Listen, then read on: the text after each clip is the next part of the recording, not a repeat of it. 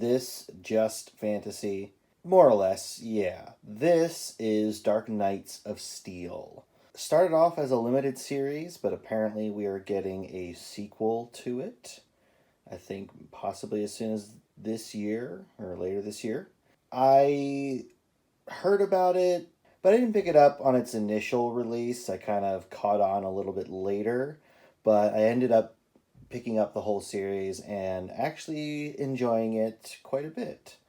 And so I figure it's a good place to talk about it. Is this channel dedicated to fantasy comics? And while I feel like they could have gone even more fantasy with it specifically, I think they did a really interesting job of just making a medieval fantasy story out of the DC universe and essentially like the major characters and tying them together in an interesting way. So we're going to just talk about here this first issue. So right away, let's just get this out of the way. It more or less keeps some of the continuity or the lore behind these characters. Or I should say, very specifically, Superman is still the same kind of story. It is still Superman, born on Krypton, sent because the world was dying, and he just happens to land in, medieval times rather than in modern times. And so that's essentially like the sci-fi, or one of the sci-fi elements to this book. And while I would prefer it if they had just used their creativity and gone a different route and have it not be specifically an alien story but something else, I think I would have liked it even more, but that's just something to get past. But right away, I want to call out the gorgeous artwork by Yasmine Putri, or Putri. Just wonderful. I really like the colors, and I really like the character work, the stylization. It all really works for me, and it's something where I was glad to see that they were on more or less every issue. I think there is at least one issue where they have a fill-in artist, maybe two, I can't remember, but essentially this is a book, Tom Taylor and Yasmine Putri, and I'm very grateful for it. But what I find really fascinating is they change up the lore a bit with this big twist here. There's a couple of twists you're going to get. One is that it's not just Kal-El that comes to Earth. It is, in fact, the whole, El family. So Jor-El and Lara are also here, and they essentially become king and queen of their chosen region. And in defending themselves, they reveal their amazing powers. And Kal-El is actually born on Earth. He also, his laser vision eradicates these guys, which is pretty cool and intense. Again, great art here. But so we have still superpowers, which can have can be construed as magic in this context. It isn't magic, I guess, but it is, to the Earthlings it is. And they're beings from another world. And there's a really kind of lovely balance between darkness and light. Like, it's like this beautiful scene of this I like this castle with it's built on this hill, and the city around it kind of wraps around it. I love that. It looks studied. It looks like they're basing it off of something, but not entirely. And then also this kind of darkness here. So this book gets kind of dark, kind of twisted. And what I find fascinating here is that we have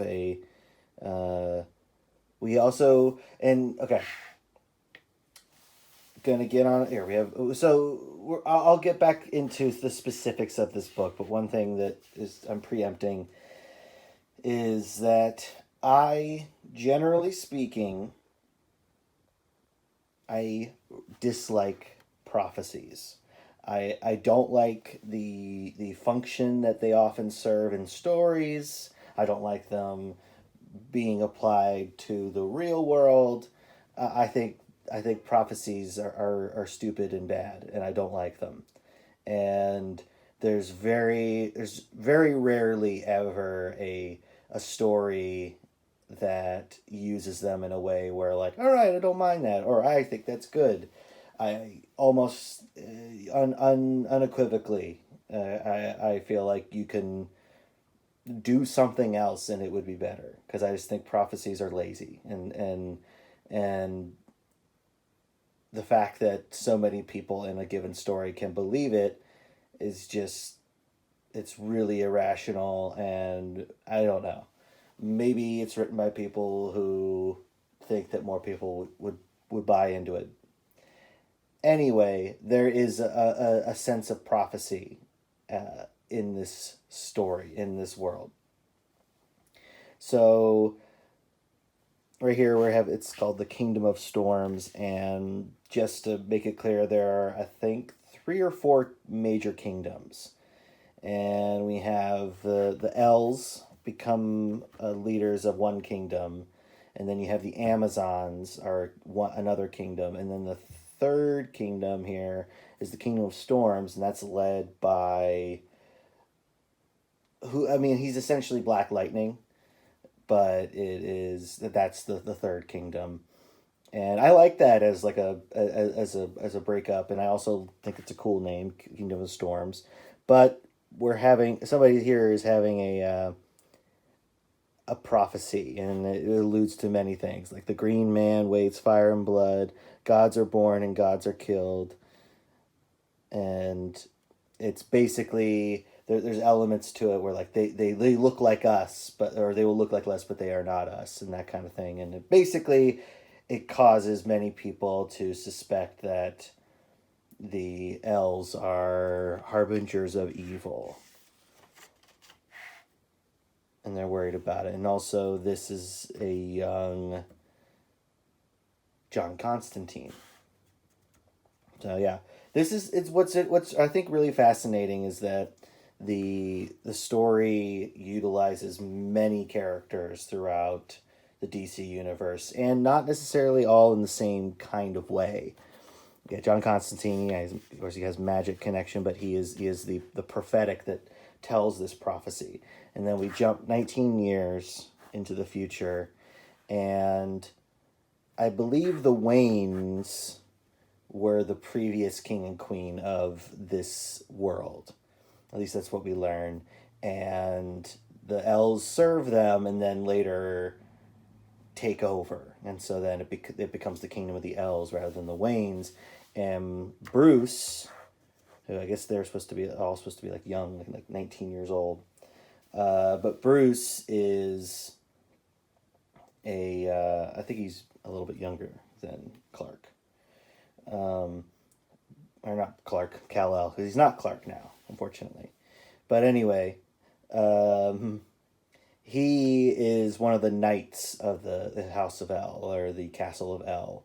And so that's why he has this kind of knight armor, but it looks like Batman armor. And his personality is definitely still like Bruce Wayne, Batman. And we have Alfred is kind of like an aging soldier, not exactly a butler, but he's looked after Bruce, and he is a important figure to him. And I'm okay with this bat armor design. Personally, I would have enjoyed it if they pushed it a little further into the medieval and a little farther away from the superhero. I really like this rendition of the Superman costume, the Superman outfit. I really think that just, off the shoulder cape. There's the crest, is, but he's got the blue and the gold, and full outfit. It looks like a genuinely like kind of fantasy medievally outfit, but it's also reminiscent of Superman. And he also, like, what does he need armor for? They don't need armor because they're invulnerable. But yeah, his armor. Yeah, I feel like the fact that it's not explicitly like a bat on the chest and stuff like that, I think that works. I just wish, yeah, honestly, specifically, it's the helmet. I feel like it's cool, but I wish they could have pushed it just a little farther into being more of a medieval helmet. So something that I think is really cool coming up here, because there's essentially, I think there's somebody's missing and they're trying to find him. Oh no. So what Batman essentially has been doing is he hunts down they're basically the metahumans, or these magical beings, and he more or less hunts and captures them in order, because there's like a law against magical people, because basically it's a way of protecting themselves, you could say, but it's also not right and kind of draconian, and not kind of, it is draconian. And a little thing that I think is really cool is that he has all of the robins, and they're called his robins, and they are essentially his spies, and they're children, they're specifically children because they can kind of sneak around and learn secrets and travel to him. And that's what I think is a really cool use of the robins in this context. I will say, though, their outfits are still a little too modern, kind of superhero-y. I get that they're trying to make allusions to some of their superhero personas in like the regular world, but it just looks a little too much like form-fitting athletic wear, and I would have preferred it to be just uh a little bit more period. Yeah, because yeah, this just it looks like a wetsuit, and he's got like a cloak on. So it just, that part I wish it would have pushed a little further, but like I think the way they're rendering the environment, I think they're drawing horses really well, and yeah, I think overall it's still really good. But they're tracking down a character that they're calling the Banshee, and this is Black Canary. But they're basically, you're not allowed being a magical person, because essentially like magic is the only weakness of the elves, and so that's why they're locking people up who have superpowers, is they're potentially a threat. And so even though we would call them metahumans in the modern context, they are magical beings, and they could be dangerous to the elves. And Black Canary blasts them full force, but he's able to withstand it. And it's bizarre, and he doesn't know how he's able to withstand it. And then she's gonna hit him with a second dose, but then Kal-El comes and rescues him. And he, they capture her. And I don't know, I think it creates an interesting dynamic for the world. And also Cal at this point seems a little naive, a little innocent, like he's kind of been in the castle most of his life. He hasn't had to like fight as a soldier like Bruce has, and so there's a little bit of a conflict there. And another interesting here choice, I mean, it's kind of obvious, is to make Harley Quinn a literal court jester, and her costume really fits. They make enough changes for it to, I think really work for me, and I'm a fan of her kind of medievaling up. I think it works. But it's also interesting that she's not at all antagonistic. She's nowhere, she's not an enemy. She's not a villainous character, which I think is interesting, and there is a little bit of animosity between her and Batman, but like she's the L's court jester and an advisor as well. And here we have a confrontation with the L's here, because they're still around, and they're the king and queen, and who knows how long they're going to be king and queen, because they could be king and queen forever. And basically what Batman, or what Bruce is alleging, is that the Banshee, or like the metahumans they're finding, are being sent by the King of Storms to essentially assassinate the L's. And Clark, or sorry, I'm going to keep calling him Clark, and Kal-El doesn't think so. He doesn't think it's necessarily the same case. And that's their kind of their split. Is he's more suspicious and prone to being on the attack, and Clark isn't. Good. It's good characterization of both of them. I think it fits for the most part. And there's a little issue with succession. Specifically, Jor-El wants to give it to Bruce, and honestly, Kal-El is fine with it. But Bruce is thought of as he's a bastard son, because the up until him, the Waynes weren't able to conceive, and suddenly he was able to, and so the mother was able to, and so it's seen that he seems like he's not the son, or potentially not the son of, I guess, Jonathan Wayne. And Kal-El doesn't seem to care. He's like, yeah, sure, he can be king, because he's not interested in that, because Superman wouldn't be.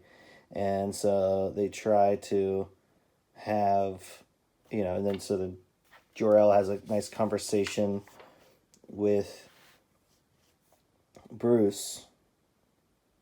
And while they're having this nice conversation in the nearby forest, we have Oliver Queen speaking to what looks like a Green Lantern, and he's enchanting his arrow with a green glow. Now, what glows green and is dangerous to Kryptonians? Anyway, I like this This is a good use of Oliver Queen. And so he fires the arrow from far away. You can't even see the castle. And they're here on the parapet. They're like way far away. But what we come to learn in this scene is Jor-El admits that Bruce is his son. So Bruce is half Kryptonian. And he and Superman are literally brothers. Interesting idea. And with a elseworlds kind of story like this, you can go that route. You can do something that's different and not canon. Also, unfortunately, Jor-El has that moment of getting hit in the eye with a kryptonite arrow and killed.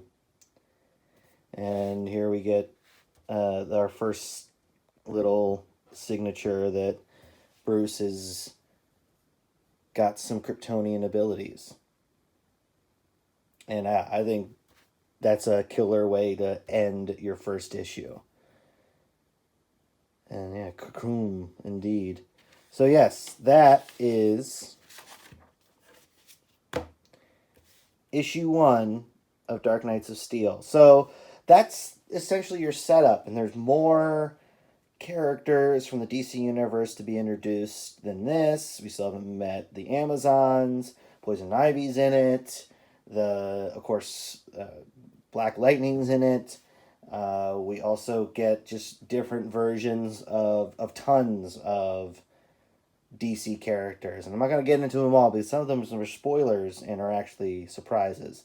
I think this is a really cool series. And if you're a fan of the DC characters but you'd like to see something that's just a little different flavor, I'd say this is a great, fun story.